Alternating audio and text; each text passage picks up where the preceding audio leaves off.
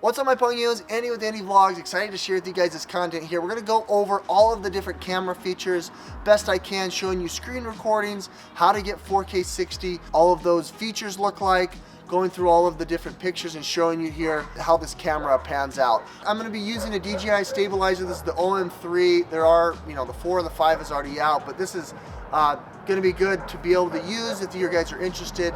Down below in the links in the description is going to be this product price and availability.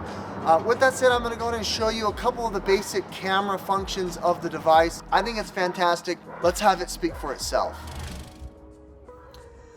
Okay, showing you the user interface here. It's very similar to the iPhone 13, which I really like. You can change up here HD, 4K, you can change 30, 24. You have to go in the camera settings, however, to turn on the high efficiency 4K 60. From the settings, you scroll all the way down to the camera.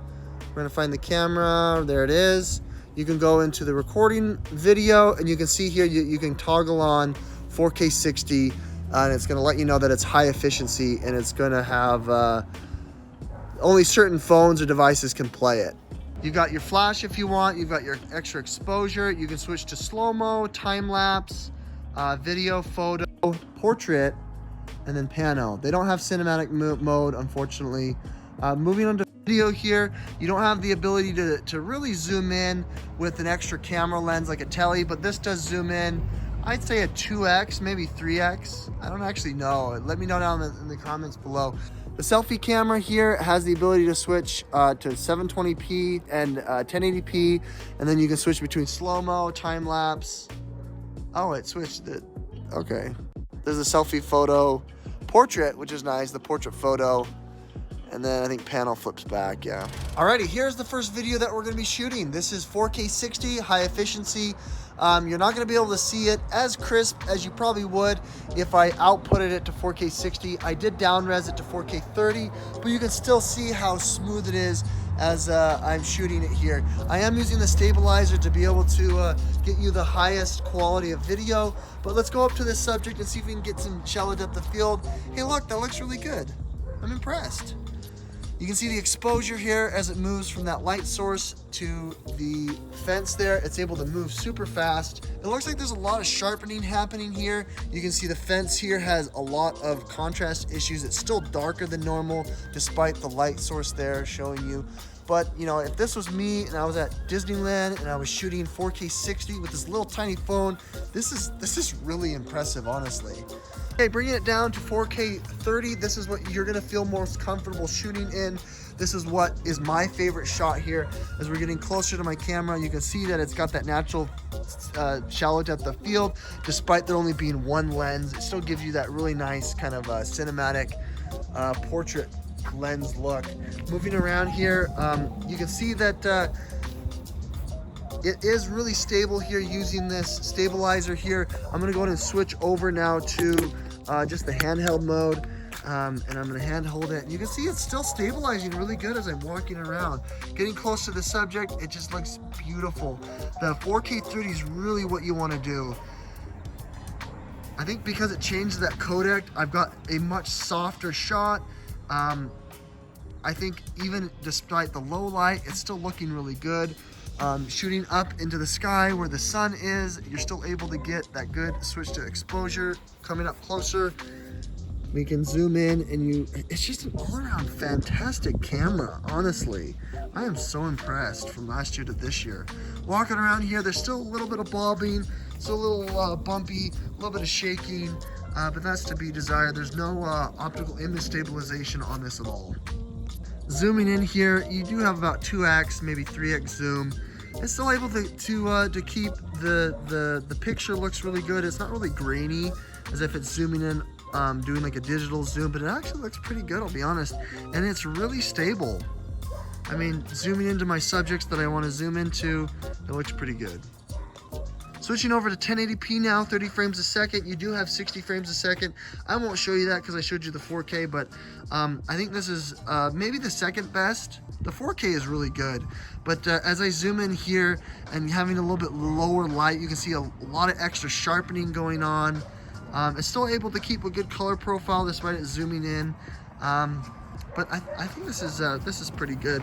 Hand holding it here, I don't have my stabilizer. It's down there on the ground, as you guys see that I put it down. But let's get closer to this subject here. I like zooming up on this tree. You can see that it is a really shallow depth of field. Everything's blurring out. That nice textures. It's looking really good. One of the biggest things about it though is that you can do a selfie shot here. The iPhone is notorious for having a horrible selfie camera as far as stabilization. I really don't like it. Even the 13 Pro Max doesn't have a very stable selfie camera, but having this, you know, OM3 or OM5 stabilizer, you're able to use it and it looks really, really good. Okay, slow-mo here. We're shooting at 1080p, 120 frames a second. Let's just go ahead and throw some rocks up in the air and see if I can't, you know, catch it. It looks pretty good.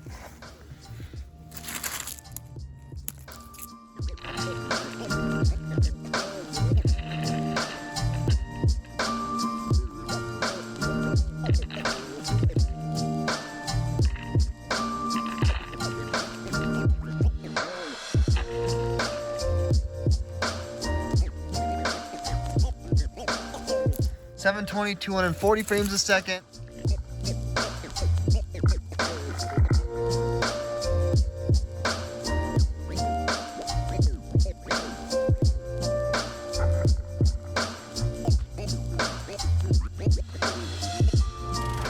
All right, let's go over the pictures here. They're pretty decent. I mean, again, we're not dealing with like the highest quality camera lens, but it's still able to take some pretty good pictures here.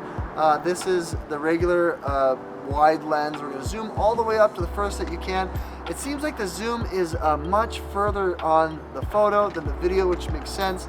This is like a 9x, honestly. I think this is similar to the iPhone.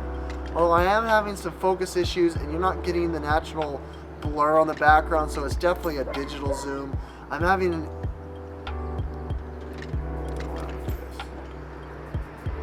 I'm still recording. Wow. Why is that? Zooming it out here. We don't have an ultra wide look, but this is, I mean, this is gonna get you what you need. There's no indicator here of how far you're zooming in. It just kind of, you know, you drag and zoom as far as you want to. I'm okay with that, I guess.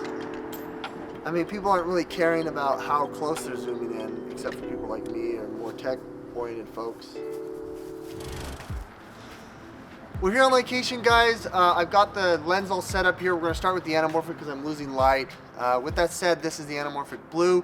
I'm gonna do the same pass that I do with all of the different camera lenses, and I'm gonna show you here side by side what they all look like. Starting off here with the regular camera, 4K 30.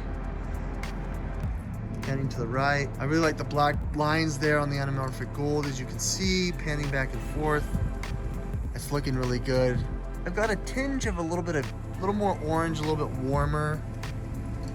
Let's go ahead and show you what that flare looks like now. You can start to see it. It's kind of double flaring.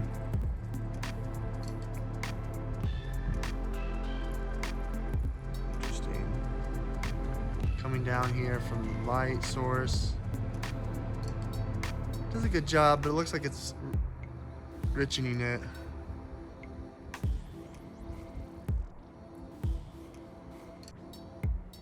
Blue Anamorphic here. It does give it a little bit of that cooler look. Just feels cooler. You won't see it until we pan to the light source here. It's just crusting off the mountain there, and there you are. Oh, that looks so good. Love that. Missing a little bit of it on the other side because, there we go. Just because the angle that I'm at. The exposure updates here as I go down. It looks pretty good. I mean, this is just huge. Adding the 18mm with the Moment lens case, this makes it so cinematic. Having the DJI stabilizer here is fantastic. You're not getting any kind of like bending here or like warping on the lens. It just looks fantastic. Oh, it's a little bit heavy here on the lens side. But man, look at that. Getting that full sunset looks beautiful coming down off the exposure. Still able to get the whole backyard. Okay, now we're on the 2X Tele. This is the 58mm. Look at that. That just looks so beautiful. We're losing some light here, but as I pan here with the 2X Tele, you're still getting such a crisp image. You're not seeing any kind of warping. You're not seeing any kind of fringing. I'm able to stabilize this and hold it just fine here, and have this as a really viable option if you're trying to like maybe be at a concert and you want to zoom into something. I'm still able to zoom up with the 2X pinch and zoom, and it still looks really good. It is a little bit wobbly here despite having this extra stabilizer. The iPhone's trying to extra stabilize, you know, the footage, but it's not horrible. Getting that sunset as we come down.